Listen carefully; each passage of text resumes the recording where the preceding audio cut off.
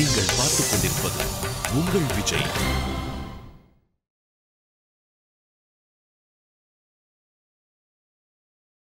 ராமனுடைய முகம் பாருங்க, கண்ணனுடைய முகத்தை பாருங்க. அருள் இருக்கிற முகமா இருந்தா சாந்தமா இருக்கும். அருளற்ற முகமா இருந்ததுனால் சாந்தியே இருக்காது, ஒரே கொந்தளிச்சுட்டே இருக்கும். நம்ம முகத்தை பார்த்தாலே இன்னும் கொஞ்ச நாள் பார்ப்போமா, அழகுக்கே நான் சொல்ல வரல, இப்போ அழகை பத்தியே பேசல. முகத்தை பார்த்தா நல்ல களையா இருக்கு சாமி, சாந்தமா இருக்கு. இன்னும் 2 நிமிஷம் பேச மாட்டோமான்னு இருக்கு. 4 வார்த்தை பேசச்சே எப்ப நிறுத்துவரோ என்ன இருக்கக்கூடாது. இன்னும் 2 நிமிஷம் பேச மாட்டாரான்னு இருக்கிறச்சே நிறுத்திடணும். எப்போ நிறுத்தணும்னா மணியை பார்த்து நிறுத்தக்கூடாது. இன்னும் 2 நிமிஷம் பேச மாட்டாரான்னு நினச்சிட்டு இருக்கச்சே நிறுத்திடணும் இல்லையோ. ஏன்னா முகத்தில் தெளிவு இருக்கு, சாந்தி இருக்கு. அருளுடையவர்களாக இருந்தால், கருணை பிரசாதம் இருந்தால் கண்டிப்பாக நமக்கு சாந்தமாக இருப்போம். ஆனால் பிரசாதம் இல்லாத படுத்து, நான் சாப்பாட்டு பிரசாதம் சொல்லலை, இப்போ அருளுடைமை இல்லாத படுத்து அப்போ முகத்தில் சாந்தி தெரியவே தெரியாது. ராமன் கண்ணனை எப்போ தரிசித்தாலும் சாந்தமாக இருக்காளேன்னா அருளோடு இருக்கா, பிரசாதத்தோடு இருக்கா. அதனால தான் அவள் முகத்தில் சாந்தி தவழறது. அப்போ நமக்கு அந்த அருள் எவ்வளவு முக்கியமாயிடுறது. இதே விஷயத்தை நம்மாழ்வார் ஒரு பாசுரத்தில் கூறுகிறார். நல்ல பாட்டு, திருவாய்மொழியில் முதல் 10 4ஆம் திருவாய்மொழியில் கூறுகிறார். அருளாத நீர் அருளி அவராவி துவராமுன் அருளாழி புட்கடவீர் அவர் வீதி ஒரு நாள் என்ன அருளாழி அம்மானை கண்டக்கால் இது சொல்லி அருள் ஆழி வரிவண்டே யாமுமென் பிழைத்தோமேனு பாசுரம். இப்போ இத்தனை நாள் நீங்கள் கேட்டது, பெருமான் ரொம்ப நன்னா அருள்றார், எல்லாருக்கும் அவர் பொழிய காத்துருக்கார், பிரசாதம் தயார், நாம தான் தலையை நீட்டல. இத்தனை நாள் இது தானே சொல்லணும் வந்திருக்கேன். இப்போ இந்த பாட்டுக்கு விளக்கம் சொன்னால் உங்களுக்கு திடீர்னு இப்போ ஒன்றுமே புரியாத அதிர்ச்சியாக படும். என்ன, ஆழ்வார் காஞ்சி வரதராஜ பெருமாளுக்கு ஒரு பேர் வைக்கிறார். காஞ்சின்னு சொன்னாலே உடனே கொடை அழகு, கருட சேவை அழகு. பல பேர் நீங்கள் காஞ்சிபுரம் கருட சேவை போயிட்டு வந்திருப்பீள். வைகாசி மாதத்து 10 நாள் பிரம்மோத்சவம், ரொம்ப பெரிய உற்சவம். 1,00,000 பேர் 2,00,000 பேர் மக்கள் வந்து அன்றைக்கி கருட சேவையை தரிசிப்பா. அந்த பெருமாளை பார்த்து தைரியமாக நம்மாழ்வார் கேட்குறார், உனக்கு அருள்னா என்னதுன்னே தெரியாதாங்கிறார் அவர். அருளாத நீர், இவர் அந்த பெருமானுக்கு வரதராஜ பெருமானுக்கு கொடுத்த பேர். அவருக்கு பேரே பேர் அருளாள பெருமாள். ஆனால் நம்மாழ்வார் சொல்கிறார், அருள்னா உனக்கு என்னதுன்னே தெரியாது போல் இருக்கே. அருளாத நீர் அருளி அவர் ஆவித்துவராமுன் என்ன சொல்ல வரார் ஆழ்வார்னால், முதல்ல நாம பக்தியே இல்லாதவாளாக இருக்கும். பெருமான் நம்ம பேரில் நன்னா அருளுகிறார், அந்த அருளை வாங்கிக்கிறோம், பக்தி வந்துடுறது. அவன் அருளால் தான் நமக்கு பக்தி ஏற்படுறது. எல்லாருக்கும் வரும், இன்னைக்கு இல்லாட்டா நாளைக்கு வரும், நாளைக்கு இல்லாட்டா நாளன்னைக்கு வரும், பக்தர்களாக ஆயிடுவோம். பக்தனை ஆன அப்புறம் அதே போல் அவர் அருளை பொழிஞ்சுட்டே இருக்க மாட்டார். இருக்கும், ஆனால் கொஞ்சம் தடுத்துப்பார். ஏன்னா இந்த பக்தியை வளர்க்கணும் இல்லையோ. ஒரு குழந்தைக்கு தாய்ப்பால் ஊட்டின்னு இருந்தா மடியில் போட்டு தான் தூங்க பண்ணுவா, தொட்டில் போட்டு தூங்க பண்ணுவா. அதுக்கப்புறம் அதே மாதிரி தூங்க பண்ணியிருந்தா குழந்தை எப்படி நடக்கும்? அது நடக்க வைக்கணும்னா மடியிலேருந்து இறக்கித்தான் ஆகணும். கொஞ்சம் போகிறச்ச அப்படி அது ஆட்டம் கண்டு கீழே விழும். முட்டியை கொஞ்சம் சிராச்சிக்கத்தான் சிராச்சிக்கும், பண்ணால் தான் குழந்தைக்கு நடக்கவே வரும். அதெல்லாம் இல்லை, என் குழந்தை பட்டு மெத்தை ஆட்டம் என் தொடையிலேயே தான் படுத்துட்டு இருக்கணும் இப்படின்னு அம்மா தான் மடியிலேயே படுக்க வச்சுருந்தா அது எப்படி நடக்க கற்றுக்கும்? அந்த குழந்தைக்கு நடக்கவே கற்றுக் கொடுக்க முடியாது இல்லையோ. அதே போல் பெருமானும் இவனுக்கு பக்தி வளரணும். நான் அருளிண்டே இருந்தேன்னா பரீட்சையே இருக்காது, பக்தியே வளராது. அதனாலே சட்டென்று தன்னை மறைச்சின்று பூச்சி காட்டுறார். தன்னை மறைத்து கொண்டு அருள் இல்லாத போல ஒரு போக்கு காட்டுவார். அதை பார்த்த உடனே இந்த பக்தனுக்கு என்ன தோன்றது, ஏன் பெருமான் என்ன கை விட்டுட்டார், ஏன் நல்லவர்களுக்கெல்லாம் ஒரே கஷ்டமாக வருதே, தீயவர்கள்லாம் உலகத்தில் ரொம்ப நன்னா வாழறார்களே, என்ன போன்ற பக்தர்கள்லாம் கஷ்டப்படுற மாரி வாழறான். அதுக்கு பெருமாளவன் பார்த்து, நான் உன்னை கஷ்டமாக கொடுத்துருக்கேன், உன் பக்தி வளருவதற்கு நான் செய்யும் அருள் தான் இதுவும், புரிந்துகொள். இது என் அருள் இல்லைன்னு நினச்சிக்காதே, உன் பக்தியை மெதுவாக வளர்க்கணும்னா அருள். எதே போல் ஒரு தாயார் குழந்தைய மடியிலேருந்து இறக்கிறதும் அருள் தான், மடியில் உட்காத்தி வச்சு பால் கொடுத்ததும் அருள் தான், மடியிலேருந்து இறக்கி நடக்க கற்றுக் கொடுக்குறச்சு அதை விழ வச்சதும் அருள் தான். குழந்தை விழுந்ததே தாயாருக்கு அருள் இல்லைன்னு ஆறான்னு சொல்கிறோமோ, அருள் இருக்கவே தானே விழ வச்சு நடக்க வைக்கிறா. அதே போல் பெருமானும் நமக்கு பக்தி வளரணுங்கிறதுக்காக தன் அருளை வச்சு போக்கு காட்டுகிறார். அதை நாம் தப்பாக நினச்சுன்னுட்டு பரீட்சை பண்ணுறார், அவர் துன்பமெல்லாம் கொடுக்குறார், ஏன் சோதிக்கிறார் என்று நினச்சக்கூடாது. அவர் சோதிக்கவே இல்லை, நம்ம பக்தி வளர்வதற்குண்டான வழி செய்து கொண்டிருக்கிறார். வளர்றது அதுக்குள்ள ஆழ்வாருக்கு தாங்கலே போ. அவருக்கு பெருமானுடைய தரிசனம் வேணும்னு ஆசை. அவர் ஆனால் கொஞ்சம் விட்டு பிடிப்போம், கொஞ்சம் பசி முத்தட்டும், அப்புறம் கொடுத்தா தான் நன்னா சாப்பிடுவா. பசிக்கிறதுக்கு முன்னாடி கொடுத்துட்டே இருந்தோம்னா உன்னை ரசிக்கவே ரசிக்காதோ இல்லையோ. அதனால பெருமாள் தன்னை சற்றே மறைத்துக்கிறார். ஆழ்வாருக்கு அதுக்குள்ள தாங்க மாட்டேங்கிறது. அருளே இல்லாதவரே, இப்படி ஒன்று கொடுமைக்காரராக இருக்கிறவரே, கோபமே உருவானவரே, ஏன் எனக்கு அருளவே மாட்டேங்கிறேன்னு இவர் சத்தம் போடுறார். பெருமாள் அதை நினைச்சு ஆட்டம், இவர் இப்படி கொஞ்சம் கதற விட்டாத்தான் பக்தி நன்னா முத்தும், அதுக்கப்புறம் பிரசாதத்தை கொடுத்தாத்தான் இவர் நன்னா சாப்பிடுவார் என்று காத்திருந்து கொடுக்குறானோ இல்லையோ. இதை புரிஞ்சின்றால் நமக்கு பக்தி ஆட்டம் காணாது. இதை புரிஞ்சுக்காத போயிட்டோம்னா எப்போ வாழ்க்கையில் கஷ்டம் வரச்சேவோம் உடனே ஓஹோ பெருமாள் நமக்கு துன்பம் கொடுக்குறாராக்கோன்னு ஒரு மாதிரி கொஞ்சம் நாஸ்திக எண்ணம் உள்ளத்துக்குள்ளே வரும். அதை வர விடக்கூடாது. பல பேர் இப்படி சொல்லலாம், நீங்கள்லாம் ஆஸ்திகர்களாக ரொம்ப வருஷம் இருக்கீங்களே, பக்தி பக்தி பக்திங்கிறீங்களே, உங்கள் குடும்பத்தில் எல்லாத்தையும் பெருமாள் சரியாக பண்ணிட்டாரோ, வியாதியெல்லாம் தொலைஞ்சு போச்சா, கணவன் மனைவி சண்டையெல்லாம் தீர்ந்து போச்சா, பணமாக கொட்டித்தா, எல்லாம் ஆரோக்கியம் நன்னா இருக்கான்னா? அதெல்லாம் இல்லை சுவாமி, நாங்கள் பக்தர்களானா இதெல்லாம் கிடைக்கும்னு நினச்சிட்டு இருந்தோம், ஆனால் அதெல்லாம் ஒன்றுமே இல்லையென்னால் இதுக்கும் பக்திக்கும் ஒரு தொடர்பும் இல்லை. இப்போ தாராளமாக பக்தர்களாக இருக்க போகிறோம். பக்தர்களாக இருக்கிறது முக்தி அடையிறதுக்காக, இந்த லோகத்தில் இருக்கிற உடம்பை சரிப்படுத்துறதுக்காக இல்லை. பக்தனாக இருக்கிறதே உடம்பே வேண்டாங்கிறதுக்காக. இருக்கிற உடம்பையும் வச்சுனுட்டு பக்தி எனக்கு இன்னும் உடம்பை நன்னா வேற ஆக்கி கொடுக்கணும்னு கேட்டால் நியாயமா?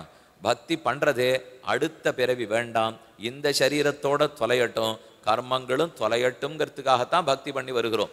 ஆக பெருமான் பிரசாதத்தோட அருளோட தான் இருக்கிறார். அந்த அருள் அப்பப்போ பரீட்சை போக்கு காட்டுவார். நம்ம பக்தியை வளர்க்கறதுக்காக அந்த பிரசாதத்தில் போக்கு காட்டுவார். அது கண்டு நாம் குறப்பட்டுக்க வேண்டிய தேவையே இல்லை.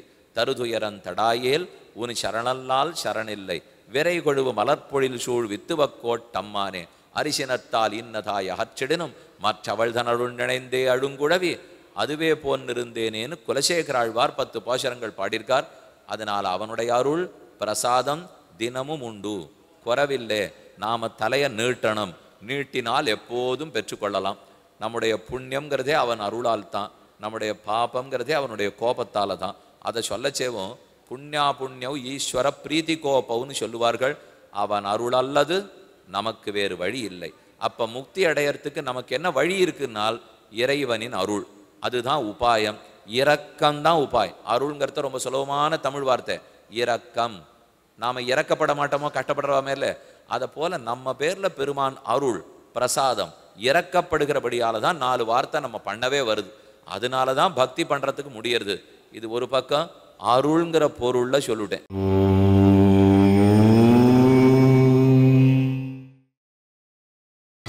நீங்கள் பார்த்துக் கொண்டிருப்பது உங்கள் விஜய்.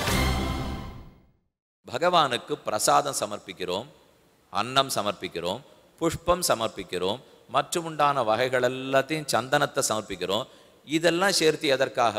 இது அவர் அருளை தூண்டி விடுகிறது. ஏன் நான் இதை கொடுத்தா தான் அவர் தூண்டப்படுவாரா? அவருக்கு சந்தனமே இல்லையா? நான் கொண்டு போய் கொடுத்தா தான் சந்தனம், அப்போ தான் அவர் சிரிப்பாரா? அவர்கிட்ட புஷ்பம் இல்லையா? நான் பூ வாங்கி கொடுத்தாதான் அது இல்லை எண்ணம். பகவான் லோகத்தை சிருஷ்டிக்கிறார். சிருஷ்டித்தவர் நமக்கு கைகால்களை கொடுத்துட்டார். அந்த கைகாலை வச்சு பறிக்கிறதுக்கு பூவையும் படைத்து விட்டார். ஒருத்தர் எனக்கு ஒரு பொருளை கொடுத்து நீ நன்னா உபயோகப்படுத்திக்கோ, அதை வச்சுன்னு சந்தோஷப்பட்டுக்கோ அப்படின்னு சொன்னால் அது நானே சந்தோஷப்பட்டுக்க கூடாது. அதை அவருக்கு கொடுத்து நான் சந்தோஷப்பட வேண்டும். இதுதானே உலக இயற்கை. ஒருத்தர் ஒரு பங்களா கட்டி வச்சிருக்கார், உதகமண்டலத்தில் கட்டியிருக்கார். வேண்டாமே, இந்த ஊருக்கு பக்கத்தில் ஏற்காடு இல்லையோ, அதையே வச்சுக்கணும். அப்போ ஏற்காட்டில் ஒருத்தர் பங்களா கட்டியிருக்கார். என்னை போய் நீர் கொஞ்சம் பார்த்து, மேலாளராக இருந்தால் பார்த்துக்கும், யாரெல்லாம் நான் சொல்கிறவா வரச்சே மட்டும் பார்த்து கதவை திறந்து விடும், நீரும் தங்கிக்கலாம், ஒன்றும் கவலைப்படாது. அந்த மூலையில் இருக்கிற அறை உமக்கு, இந்த இடத்துல சமைச்சுக்கும், இந்த இடத்துல தங்கிக்கும், என் குடும்பத்தோடு இருக்க இடம் கொடுத்துட்டார். பெரிய பங்களா. நான் போய் அங்கே தங்கிட்டு இருக்கேன். முதல் 1 வருஷம் வரைக்கும் ஆரெல்லாம் ஒழுங்காக அவர் சொல்லி வந்தார்களோ அவர்களுக்கு இடத்த திறந்து விட்டேன். அங்கே இருக்கிறதெல்லாம் தென்னை மரம் எத்தனைன்னு கணக்கு பண்ணி சொல்லிடுவேன், வாழை மரம் எத்தனை கிடச்சிதுன்னு கூட்டி சொல்லிடுவேன். 1 வருஷம் ஒழுங்காக போச்சு. 2வது வருஷம் வந்தது, இந்த முதலாளி வர்றதே இல்லை. அதனால இது என்ன, இது எல்லாத்தையும் அவருக்கு கொடுத்தா தானே. இப்போ ஏன் இந்த 2 அறையில் தான் நம்ம உட்காண்டிருக்கணுமா? யாரும் தான் வரலையே. இப்போ பக்கத்தில் இருக்கிற கூடத்துலேயும் நம்மளே புழங்கிண்டா என்ன, அந்த எதிர்த்தாப்பில் இருக்கிற படுக்க உள்ளுலேயும் நம்மளே புழங்கிண்டா என்ன? அது என்ன, அவர் வந்தால் தான் இந்த ஊஞ்சலில் உட்காந்துக்கணுமா? நான் உட்காந்தா இந்த ஊஞ்சல் ஆடாதான்னு அப்படின்னு சொல்லிட்டு அந்த ஊஞ்சல் ஆடினா என்ன? இந்த தென்னை மரம் கணக்கு அவருக்கு எதுக்கு கொடுக்கணும்? இந்த இளநீரை நான் சாப்பிட்டு ஆகாதான்னு அப்படின்னு சாப்பிட ஆரம்பித்தோம். இதெல்லாம் கூட அவர் தப்பாக நினச்சிக்கவே இல்லை. அவர் தெரிஞ்சுனுட்டார், இப்படி தான் நடந்துக்கிறாயவன்லாம் புரிஞ்சுனுட்டார். போனா போகிறான்னு விட்டுட்டே இருந்தார். என்ன இப்போ நம்ம தான் எப்படியும் போல, அவன் தான் அனுபவிச்சுட்டு போகிறானே, ரொம்ப நல்லவர் முதலாளி, அதனால் பேசாமல் இருந்தார்.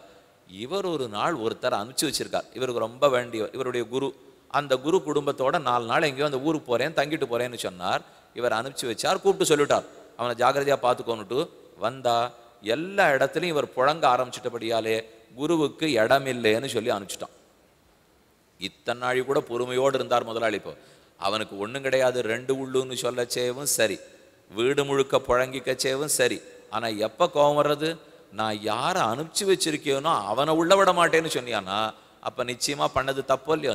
இதே போல பெருமான் பங்களாவாட்ட இந்த சரீரத்தை கட்டினார், அவர் தான் படைச்சார். இதுக்கு கண்ணு கை காலு மூக்கு நாக்கு எல்லாத்தையும் கொடுத்தார்.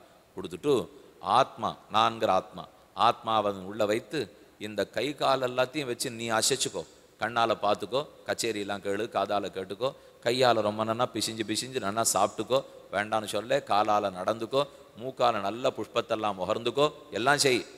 ஆனால் கால்களை வச்சு அப்பப்போ என் கோயிலுக்கு வா, கையை வச்சுன்னு அப்பப்போ எனக்கு பூ தொடுத்துரு, காதை வச்சுன்னு அப்பப்போ என் நாமங்களை கேளு, நாக்கை வச்சுன்னு அப்பப்போ என் நாமங்களை சொல்லு, நெஞ்சை வச்சுன்னு அப்பப்போ என்னை பற்றி நினச்சிக்கோ, அப்பப்போ செஞ்சுக்கோ.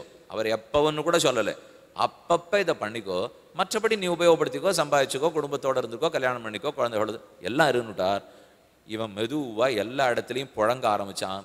கண்ணு காது மூக்கு எல்லாம் தன்னதுன்னு சொல்லிட்டு ஒரு நாள் நாம சங்கீர்த்தனத்துக்கு வாரினா, அதென்ன என் வாயை வச்சுருந்து சம்பாதிக்கிறத விட்டுட்டு நான் ஏன் நாம சங்கீர்த்தனத்துக்கு வரணும்னா, அதுதான் அவர் கொடுத்ததை இவனே மொத்தம் எடுத்துனுட்டு அவருக்கு துளி கூட இல்லைன்னு சொன்னது. இந்த குரு அனுப்பிச்சு வச்ச உடனே பங்களால இடமே கிடையாது மொத்தம் சொன்னானோ இல்லையோ. அதே போல நம்ம இடத்துல பெருமாள் என்ன எதிர்பார்த்தார், இவனுக்கு வேண்டிய கைகால்களை கொடுத்துருக்கேன், தானு நன்னா உபயோகப்படுத்திக்கிட்டோம், அதை வைத்துண்டு எனக்கும் சமர்ப்பிக்கட்டும் என்று நினைத்தவர் கொடுத்திருக்கார். நாம ஒரே அடியா அவருக்கு அதை உபயோகமே படுத்தாமல் அதை எனக்காக மட்டுமே உபயோகப்படுத்தினுட்டால் அப்ப செய் நன்றி கொன்ற குற்றத்துக்கு ஆளாக மாட்டோமோ.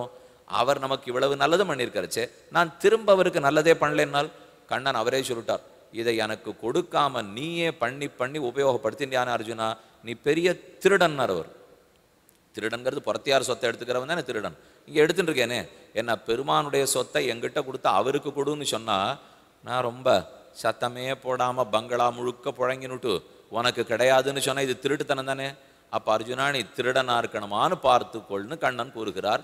ஆக பிரசாதம் பகவத் பிரசாதம். நாம இதனால தான் பூ சமர்ப்பிக்க வேண்டியிருக்கு, பிரசாதம் பண்ணி கொடுக்க வேண்டியிருக்கு, அன்ன ஆகாரம் கொடுக்க வேண்டியிருக்கு.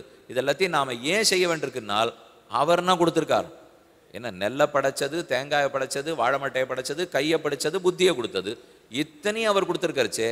நாம நன்னா சாப்பிட்டுக்கலாம், புளியோதரை சாப்பிடலாம், கேசரி சாப்பிடலாம். ஆனால் வாயில் போட்டுக்கிறதுக்கு முன்னாடி என்ன தெரியுமோ நினச்சிக்கணும், இந்த ரவைக்கு இருக்கிற கோதுமையும் அவர் தான் படைத்தார், இதை கொடுக்கணும், எல்லாரும் வந்திருக்கிற பக்தர்களுக்கு கொடுக்கணுங்கிற ஒரு நல்லெண்ணத்தையும் ஒரு பக்தருக்கு அவர் தான் கொடுத்தார்.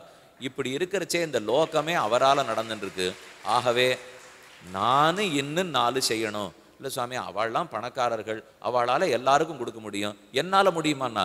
வேண்டாமே, காலாழாக்கு கேசரி கலரி நம்ம வீட்டில் இருக்கிறவர் கொடுக்க முடியாதன்னா, அந்த இல்லத்தில் இருக்கிற அந்த பேர் அவர் காலாழாக்கு கேட்கிறார். ஏன் ஒருபடித்தானால் இல்லாதவனுக்குத்தான் அவனுக்கு வேண்டிய அளவு கொடுத்தா திருப்தி, இருக்கிறவனுக்கு துளி கொடுத்தா கூட திருப்தி. பெருமாள் எதை எதிர்பார்க்க போகிறார்னால், நான் கொடுத்த கைகாலை எனக்கு கொஞ்சமான உபயோகப்படுத்தினியா, இல்லை துளி கூட எண்ணம் இல்லாமல் நீயே எடுத்துனுட்டியா, இவ்வளவுதான் அவர் எதிர்பார்க்க போறாரே தவிர. ஆக புஷ்பம் பிரசாதம், அன்னம் பிரசாதம். இதை பெரியாழ்வார் ஒரு பாசுரத்திலே ரொம்ப ஆச்சரியமா சாதிக்கிறார். உடுத்து களைந்த நின் பீதகவாடை உடுத்து கலத்ததுண்டு, தொடுத்ததுழாய் மலர் சூடி களைந்தன சூடுமித் தொண்டர்களோம், விடுத்த திசைக்கருமம் திருத்தி திருவோண திருவிழவில் படுத்த பைன்னாகனை பள்ளி கொண்டான்னு பாசுரம். உடுத்து களைந்த நின் பீதகவாடை உடுத்து கலத்ததுண்டு, நீ உன்னுடைய திருமேனியில் சாத்தி களைந்து கொடுத்த ஆடையத்தான் பிரசாதமா நான் உடுத்திப்பேன், நீ சூடி களைந்த புஷ்பத்தை தான் நான் சூடிக்கொள்ளுவேன், நீ சாப்பிட்ட மிச்சத்தை தான் நான் சாப்பிடுவேன். 3 எடுத்தார் ஆழ்வார். சூடி களைந்த பூ, களைந்த ஆடை, சாப்பிட்ட மிச்சமான பிரசாதம். ஆக பெருமானுக்கு நம்ம ஆடை சமர்ப்பிக்கிறோம், அவர் அதை களைஞ்சு கொடுத்துட போறார். பிரசாதம் சமர்ப்பிக்கிறோம், இன்னைக்கு எத்தனை படி தொத்தியோனம் போட்டீள்? 4 படி. 4 படி தொத்தியோனமா? அதில் பெருமாள் எவ்வளவு எடுத்துட்டு எவ்வளோ உங்களுக்கு கொடுத்தார்? பெருமாள் மொத்தத்தையுமே திருப்பி கொடுத்துட்டார். அவர் என்ன ஒரு படி எடுத்து பின்னாடி வச்சுட்டு போன்னு சொன்னாரான்னா, 4 படி தத்தியோனம் பண்ணா என்னுடைய பங்கை கொஞ்சம் இப்படி வை, பாக்கியெல்லாம் நீங்கள் எடுத்துன்னு போனா கொடுக்கவே மாட்டோம் நாளிலேருந்து.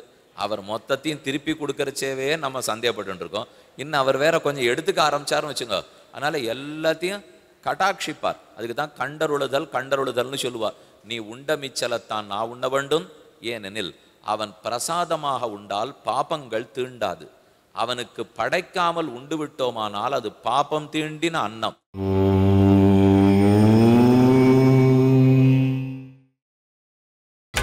நீங்கள் பார்த்துக் கொண்டிருப்பது உங்கள் விஜய். யஜ்ஞசிஷ்டாசன சந்தः முச்சந்தே சர்வகில்பிஷைஹி தே த்வகம்புஞ்சதே பாபாக ஏபசந்த்யாத்ம காரணாத். எனக்கு படைக்காமல் நீயே சாப்பிட்டுண்டியானால் அது பாப உணவு. எனக்கு படைத்த பிரசாதத்தை ஏற்றுக்கொண்டாயானால் அதுதான் சிறந்த உணவு, புண்ணியத்தையே தரக்கூடிய உணவு.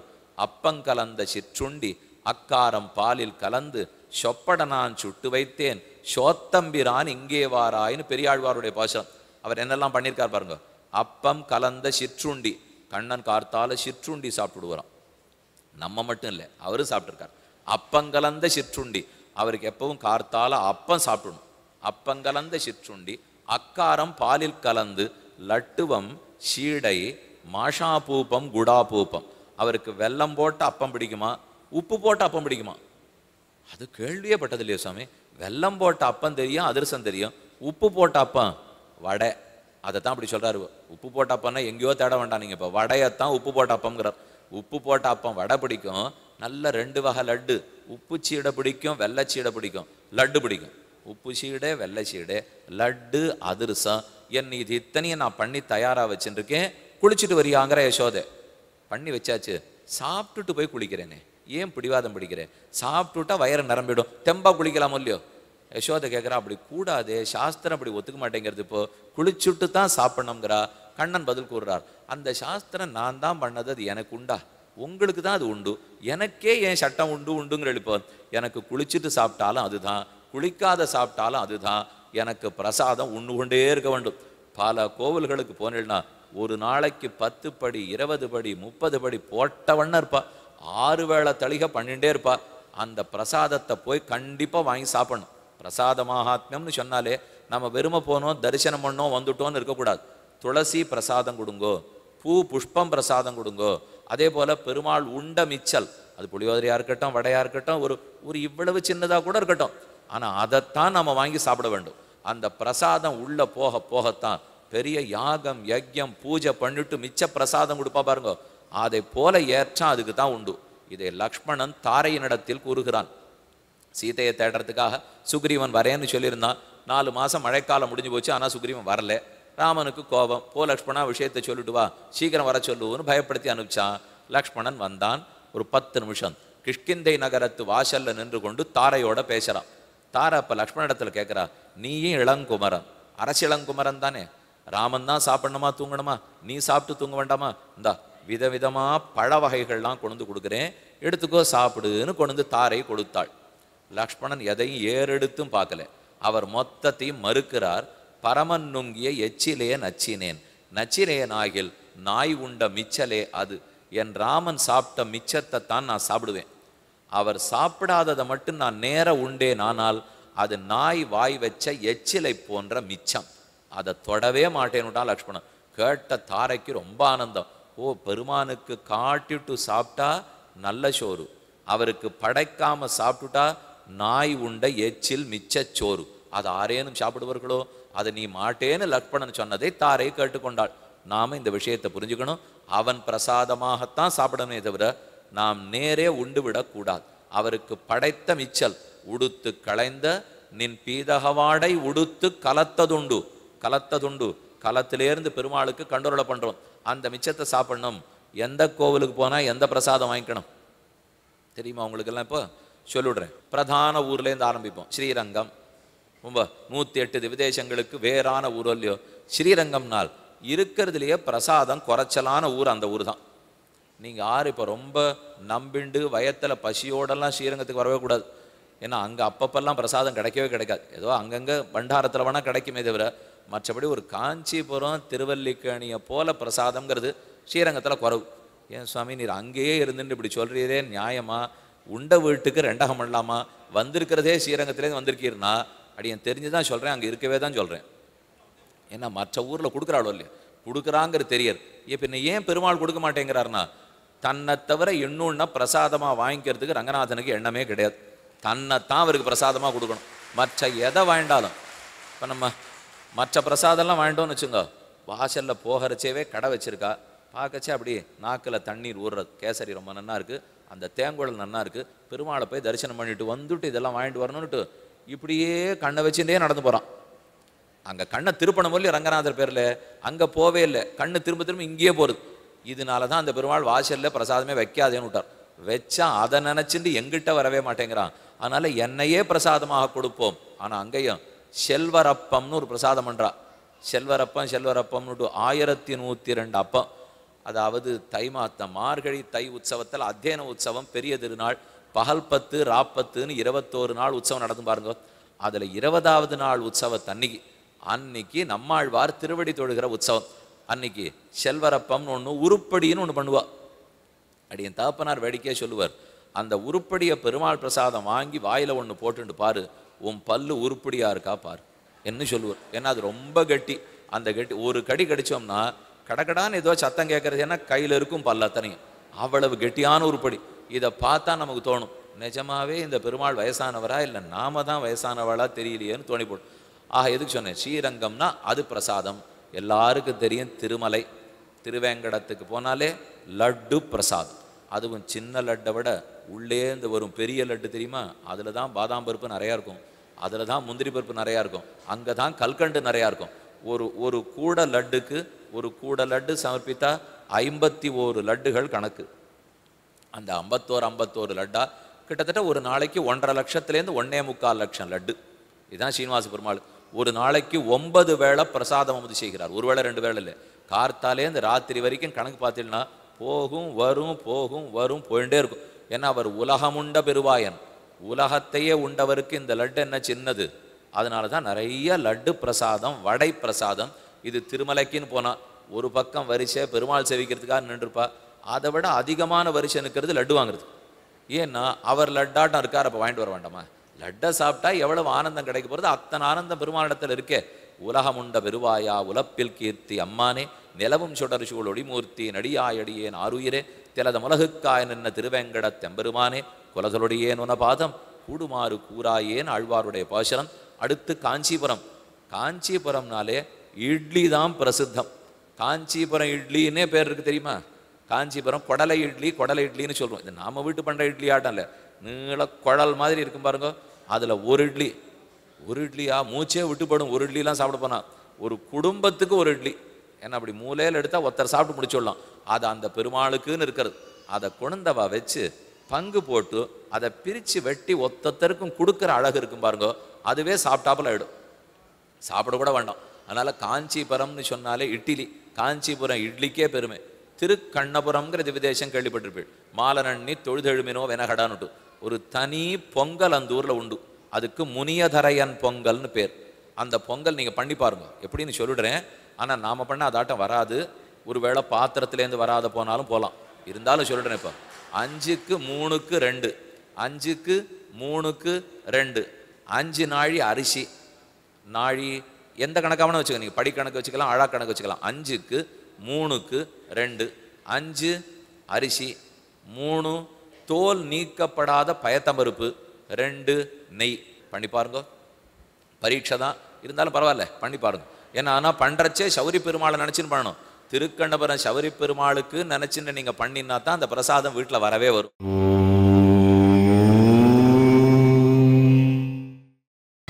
நீங்கள் பார்த்துக் கொண்டிருப்பது உங்கள் விஜய். அப்பக்குடத்தான்னு பெருமாள் இருக்கார். அவர் குடமே அப்பக்குடம் வச்சுட்டு இருக்கார். உபமன்யுன்னு ஒரு ராஜா. அந்த ராஜாவுக்கு துர்வாசரால சாபம். கோயிலடின்னு பேர், அப்பாலரங்கன்னு பேர். ஸ்ரீரங்கத்திலேருந்து சுமார் 20 மைல் தூரத்தில் பெருமாள் எழுந்தருளியிருக்கார். சயன திருக்கோலத்தில் இருக்கார். திருப்பேர் நகர், கோயிலடி, அப்பக்குடத்தான், இதெல்லாம் பெருமாள் திருநாம். சயன திருக்கோலம். கையை இப்படி வச்சுட்டு இருப்பார்.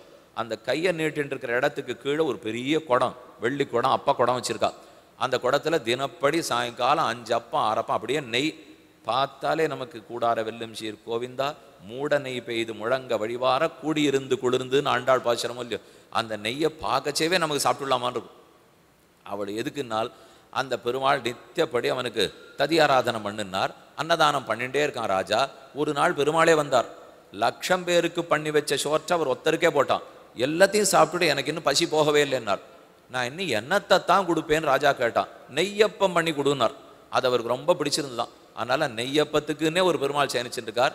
சாயங்காலமாக போனீங்கன்னா தான் கிடைக்கும். இது நேரம் வேற சொல்லணும். நான் இப்போ உங்களுக்கு என்ன எந்தெந்த சமயம் போனால் எப்போ கிடைக்கும்? திருக்கண்ணபுரத்துக்கு ராத்திரி 7:15 மணிக்கு போனீங்கன்னா 8:15 முனியதரையம் பொங்கல் கிடைக்கும். லேசில் கிடைக்காது. 4 நாள் முன்னாடி சொல்லி வைக்கணும். பிரசாத மகாத்மியம் சும்மாவா?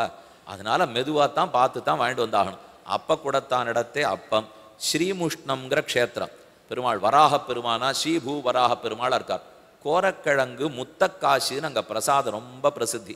முத்தக்காசி கோரைக்கிழங்கு ஒரு கிழங்கு வகை. அந்த கிழங்கு வடையோட இனிப்பை கலந்து, ஏன்னா பன்றிக்கு அதுதான் ரொம்ப பிடிக்கும். கோரைக்கிழங்கு பன்னிக்கு பிடிக்கும். வராக பெருமாள் அங்கே நிற்கிறாரோ இல்லையோ, அதனால கோரைக்கிழங்கு தான் அவருக்கு பிரதானமான உணவு. தெரியவங்க எல்லாருக்குமே. திருவிண்ணகர் ஒப்பிலாத அப்பனுக்கு போனால் என்னாகும்? போனால் உப்பிலாத பிரசாதம் கிட்டும். அதுவும் ரொம்ப நல்லது தான் உடம்புக்கு. ரத்த கொதிப்பு இருக்கிறவாள்லாம் அங்கே போய் வாங்கிட்டு வந்துடணும். ஏன்னா உப்பு வேண்டான்னு சொல்கிறாலும் இப்போ. அப்போ யாராருக்கெல்லாம் அது இருக்கோ போனால் பெருமாளை சேவிச்சாலே ரத்த கொதிப்பு போயிடுமே. அதுவும் இந்த பிரசாதத்தை வாங்கிட்டாலே போயிடுமோ இல்லையோ. ஆக உப்பில்லாத பிரசாதம். வானமாமலை தெய்வநாயக பெருமான் இடத்துல போனீங்கன்னா மிளகாயே கிடையாது. ஏன்னா அந்த பெருமாள் தினப்படி தலைக்கு எண்ணெய் தடவிப்பார். எண்ணெய் தடவிக்கிற அன்னைக்கு மிளகா போடக்கூடாதான், மிளகு போட்டு தான் பண்ணுவா. பல ஊர்களையும் மிளகாயே சேர்க்க மாட்டா, மிளகு சேர்ப்பா. அது வானமாமலை திருநெல்வேலிக்கு பக்கத்தில் எங்கேயோ இருக்கிற பெருமாள். திருப்புல்லாணிக்கு போனீங்கன்னா பாயசம் ரொம்ப பிரசித்தம். புல்லாணி எம்பெருமான் பொய்கட்டு இருந்தேன்னுட்டு அது ஒரு தனி பாயசம். அக்காரடிசிலா எதுன்னு தெரியாத பாயசம். திருமாலிருஞ்சோலமலை கள்ளழகர் இடத்துல போனினால் ஆண்டாள் பிரார்த்தித்த முக்கியமான பிரசாதம். நாறு நரும் பொழில் மாலிரும் சோழ நம்பிக்கினான் 100 தடாவில் வெண்ணை வாய் நேர்ந்து பராவி வைத்தேன் 100 தடா நிறைந்த அக்கார அடிசில் சொன்னேன் ஏறு திருவிடையான் என்று வந்து கொள்ளுங்களோ. 100 கங்காளம் நிறைய அக்காரடிசில். அக்காரடிசில் பண்ணுறதுன்னா நாம் பண்ணுற சக்கரை பொங்கல் இல்லை. பண்ணுறதுக்கு கார்த்தால 4 மணிக்கு கலர ஆரம்பிக்கணும். 70 படி பாலை அடுப்பில் ஏற்றணும். அதில் வெறும் 2 படி அரிசி, 2 படி அரிசி உள்ளே போடணும். 70 படி பால். ஒன்றுமே இருக்காதே சுவாமி கலர்றதுக்கு. எப்படி கலர்றதுன்னு கேட்குறீங்களா? ஒரு அரிசி மணிக்கு 1 பாதாம் பருப்பு, 1 பாதாம் பருப்புக்கு 1 முந்திரி பருப்பு, 1 முந்திரி பருப்புக்கு 2 திராட்சை, 1 திராட்சைக்கு 1 கல்கண்டு. இதை போடுங்க அதுக்குள்ளே. இப்போ 2 படி தான் அரிசி. அதுக்கு இந்த கணக்கில் எல்லாத்தையும் உள்ளே போட்டு கலரணும். 6 மணி நாழி கலரணும். கார்த்தால 4 மணிக்கு கலர ஆரம்பித்தா 10 மணிக்கு தோல் பட்டையை விட்டு போடும். அத்தனை நாழி கலரின்னா வர்ற பிரசாதம் இருக்கு பாருங்க, அக்கார அடிசில். அதுதான் அக்காரம் பாலில் கலந்தது. அதை கள்ளழகருக்கு சமர்ப்பிக்க வேண்டும். கிளரொளி இளமை கெடுவதன் முன்னம் வளரொளி மாயோன் மருவிய கோவில் வளரிளம் பொழில் சூழ் மாலிரும் சோலை தளர்வேல ராகில் சார்வது சதிரே என்று நம்மாழ்வார் பாசுரம். ஆண்டாள் ஆசைப்பட்டிருக்கா. 100 கங்காளம் அக்காரடிசில் 100 கங்காளம் வெண்ணெய் மொத்தத்தையும் பெருமாள் முன்னாடி வச்சு எல்லாத்தையும் சாப்பிட்டார். எனக்கு இவ்வளவும் பிரசாதம் கொடுத்தீரே, உமக்கு என்ன திரும்ப வேணும்னால் நான் எதை வேண்டியும் உனக்கு இந்த பிரசாதத்தை கொடுக்கல. 100 கங்காளம் கொண்டு வைக்கணும், நீ திரும்ப வந்து சாப்பிடணும். இன்று வந்து இத்தனையும் அமுது செய்திட பெரில் 100,000 கொடுத்து இன்னும் ஆளும் செய்வன் ஆண்டாள் பாசுரம். அது கள்ளழகருக்குன்னு இருக்கிற பிரதாசம். இப்படி திருக்கண்ணபுரத்தில் ஒன்று, திருநாராயணபுரம் மேல்கோட்டைன்னு கேள்விப்பட்டிருப்பேன். வைரமுடி சேவை. அங்கே துணித்தேங்குடல்னு ஒன்று. மற்றதெல்லாம் அடியனால சொல்லவான்னு முடிஞ்சது. ஆனால் அது எப்படி இருக்குன்னு எனக்கு சொல்லக்கூட வராது. சாப்பிட்டு பார்த்தா தான் அது நல்லா இருக்கும். நான் எத்தனை நாள் எத்தனை பிரசாதத்தை சொன்னாலும் நீங்கள் வாயில் போண்டா தான் நல்லா இருக்கும். நான் கதையாக சொல்லியிருந்தா பிரசாதம் இனிக்குமா? அதை உங்களுக்கு கிடைச்சா தானே உங்களுக்கு நல்லா இருக்கும். துணி தேங்குடல் அப்படி தேங்குடலாட்டம் இருக்கும். ஆனால் இனிப்பு தேங்குடல். அதுக்கு மேலே அப்படியே ஒரு சர்க்கரை ஒரு படலமாக இருக்கும். வாயில் போயிட்டேன்னு வச்சுக்கோ, கடிக்கவே வேண்டாம். ரசம் அப்படி பழரசம் இறங்குறாப்புல போயிட்டே இருக்கும். 1 2 3 4 போயிட்டே இருக்கும். அந்த பெருமாள் செல்ல பிள்ளை அவ்வளவு ரசமாக இருப்பார். பிரசாதமாக அத்தனை ரசமாக இருக்கும். என்ன பண்ணாலும் சக்கரை பொங்கல்னா திருவல்லிக்கேணிக்கு தான் வரணும். திருவல்லிக்கேணி பார்சாரதி பெருமாள் சக்கரை பொங்கல் அமுது செய்தார்னால் அவரே சக்கரை. பார்த்த சாரதி சொன்ன கீதையும் சக்கரை பொங்கல். அந்த பெருமாள் ஓட்டின தேரு பாண்டவ தூதன சக்கரை பொங்கல். பெருமானே பார்சாதி பெருமாள் சக்கரை பொங்கல் தான். இப்படி ஓரோரு இடத்தில் தன் பிரசாதத்தை கொடுத்து இது இத்தனை அடியவர்களை தன்பால் ஈர்ப்பதற்கு பெருமான் வச்சிருக்கிற வழி. அதை வாங்கவான்னு வரமாட்டானா? அதான் அவர் பார்த்துட்டு இருக்கார். இப்போ எதற்காகவான்னு வருவனும் இல்லையோ. இப்போ திருப்பாவையில் கரவகள் பிஞ்சன்னுன்னா தத்யோதன பாசுரம்னுவா, கூடார வெல்லும் சீர்கோவிந்தான்னா சக்கரபொங்கல் பாசுரம்னுவா, உந்து மதகளித்தன் பாடல்னா புளியோதர பாசுரம்னுவா. நம்ம அந்த பாட்டில் என்ன புளியோதரை பற்றி இருக்காருன்னா அந்த பாட்டு வர்ற அன்னைக்கு அந்த 18ஆம் நாள் அன்னைக்கு புளியோதரை பண்ணி படைப்பது வழக்கம். 27ஆம் நாள் அன்னைக்கு சக்கர பொங்கல் பண்ணுவது வழக்கம். ஏன்னா அதை வாங்கறதுக்கு 4 பேர் திருப்பாவை சொல்ல வரமாட்டாளா, பக்தி வளராதா? அதனால பக்திக்கும் பிரசாதத்துக்கும் நெருங்கின தொடர்பு, அதை முதல்ல ஞாபகம் வச்சுப்போம். ஆனால் வெறும் பிரசாதமாக இருக்கக்கூடாது, அவர் கண்டருளின பிரசாதமாக இருக்கணும். அவருக்கு படைத்து விட்ட மிச்சலை உள்ள வேண்டும். அப்படி செய்து வந்தால் பாபங்கள் தொலையும், சிறந்ததான பக்தி வளரும், சத்வகுணம் ஏற்படும். ஆஹார சுத்தௌ சத்வசுத்தி, சத்வசுத்தௌ துருவாஸ்மிருதி, ஸ்மிருதிலம்பே சர்வகிரந்தி நாம் விப்ரமோக்ஷா. புரி ஜெகநாத க்ஷேத்திரம், பெருமாள் சாப்பிட்றதுக்குன்னே இருக்கிற பெருமாள். ஒரே வார்த்தை சொல்லி முடிச்சுடுறேன். வடக்க பதரிகாசிரமத்திலே பெருமான் கங்கையில் நீராடுகிறான். மேற்கே துவாரகையிலே ஆடை அலங்காரம் செய்து கொள்ளுகிறான். கிழக்கே பூரியிலே நன்கு சாப்பிடுகிறான். தெற்க போய் ஸ்ரீரங்க ராமேஸ்வரத்திலே படுத்துன்னு தூங்கி விடுறார். இதுதான் அவர் பண்றது. அப்ப புரி ஜெகநாதத்தில் எவ்வளவு முக்கியம். ஓரொரு நாளும் சுமார் 500 குவிண்டால் அந்த பெருமாள் சாப்பிட்றது வெறுமே இல்லை, 2000 படி வரைக்கும் குவிண்டால் வரைக்கும் பிரசாதம் சாப்பிட்றார். பண்றதுக்கு எத்தனை அடுப்பு தெரியுமோ? 752 752 அடுப்புகள் இருக்கு. அவருக்கு சப்பன் போகுன்னு பேர். 56 வகையான அன்னத்தை நித்தியம் சாப்பிட்றார். அப்படின்னா புரிக்கு கிளம்பிட வேண்டியதான். நாம் எல்லாரும் இப்பவே கிளம்பி புரி ஜெகநாதருக்கு போவோம். கீழே உட்காந்து தான் சாப்பிடணும், கரண்டி எல்லாம் உபயோகப்படுத்தப்படாது. அதை நாம் சாப்பிட்டு முடிச்சுட்டு வாயை கொப்பளிக்கிறோம் பாருங்க. முதல் தரம் தண்ணீரை குமிழ்ந்துட்டு அப்படியே கீழே கொப்பளிக்கக்கூடாது. முதல் தரம் கொப்பளிச்சு முழுங்கிடணும். ஏன்னா அந்த பிரசாதத்தோடு இருக்கிற தூளெல்லாம் உள்ள போயிடணுமா. 2ஆம் தரம் கொப்பளிக்கச்சே தான் வெளியில கொப்பளிக்கலாம். இந்த அளவுக்கு புரி ஜெகநாத பெருமானை நினைத்து கொண்டே பிரசாதத்தை சாப்பிட்டு வந்தால் அவர் பிரசாதம் எல்லாருக்கும் கிடைக்கட்டும். பிரசாதத்தையும் சாப்பிடுவோம், உணவு பிரசாதத்தை பெறுவோம், அருள் பிரசாதத்தை. அருளாகிற பிரசாதமும் அவன் உணவாகிற பிரசாதமும் அனைவருக்கும் நீங்காத செல்வமாக கிட்டட்டும் என்று சொல்லி செங்கன் திருமுகத்து செல்வ திருமாலால் எங்கும் திருவருள் பெற்று இன்புறுவர்னு சொல்லி அமைகிறோம்.